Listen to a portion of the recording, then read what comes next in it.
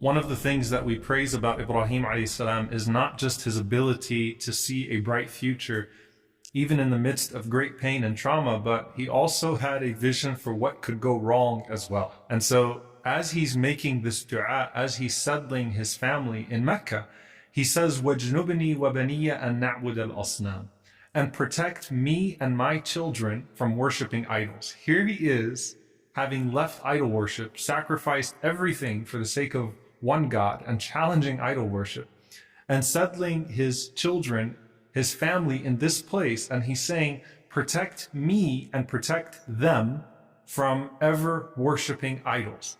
He's building a Kaaba for the sake of one God, and he knows that there could be the possibility that one day even this purest home, which is built for Allah subhanahu wa ta'ala, could be filled with idols against its original purpose and its intent.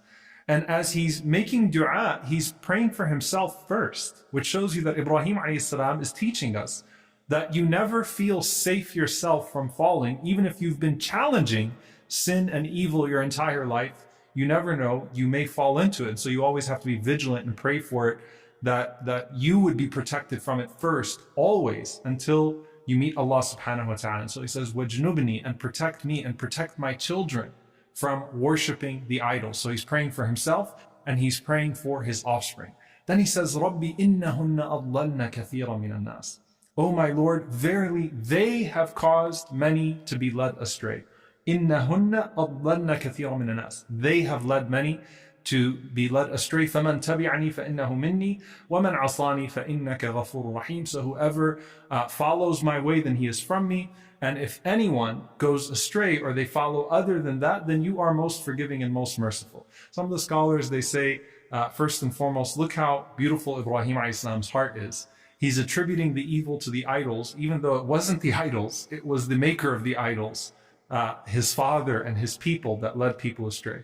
But Ibrahim Alaihissalam is keeping his anger directed at what was used to lead the people astray. And he has this huge heart for those that are astray, even if they punished him and even if they oppressed him. He still says, وَمَنْ عَصَانِي, so whoever disobeys me, whoever takes another way, then verily you are most forgiving and most merciful. So his anger is directed towards the idols themselves, even though, what are the idols except for the stones of man that are used to oppress other men and take away from the worship of the creator of all men. So Ibrahim Alaihissalam says that they have led many people astray, and at the same time, he does not pray directly for forgiveness for them, but he says, "Oh Allah, you are most forgiving and most merciful in regards to them." Now he also says, فَمَنْ تَبِعَنِي فَإِنَّهُ مِنِّي. Whoever follows me, then that is who is from me. And that's something to really cling to for a moment. Ibrahim Alaihissalam is saying, my children, my offspring, are not merely there because they are biologically my offspring. Those who are of me are those who follow me, those who follow my way. Fast forward years later, and you have a Kaaba that is full of idols. Hundreds of idols inside and out, used for the exact opposite purpose of the Kaaba. Not only that, but when the Prophet ﷺ entered into the Kaaba, guess who he saw? He saw an image of Ibrahim Alaihissalam. So they even cast Ibrahim Alaihissalam, the one who strove against those idols, as being part of the scheme of that idol worship.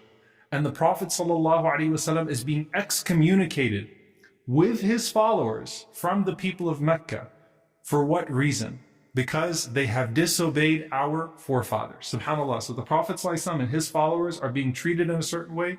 Why? Because they have disobeyed our forefathers, even though the great forefather Ibrahim Alaihissalam, who settled that place in the first place, is the one who's being disobeyed with the idol worship.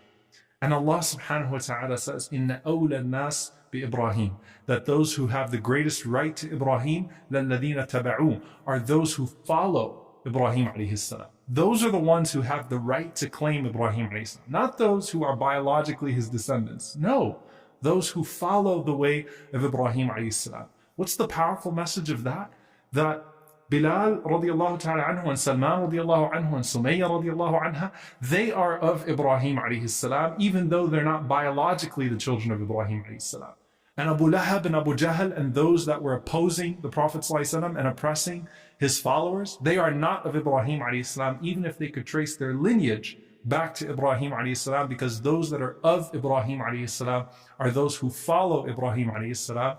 And there you have the Prophet ﷺ, thousands of years later, entering into that Kaaba that has been built for the worship of one God, but now tarnished with all of those idols. And he is the one purifying it, even from the image of Ibrahim Alaihissalam, returning it back to the intent of Ibrahim Alaihissalam, which was for the worship and the glory of one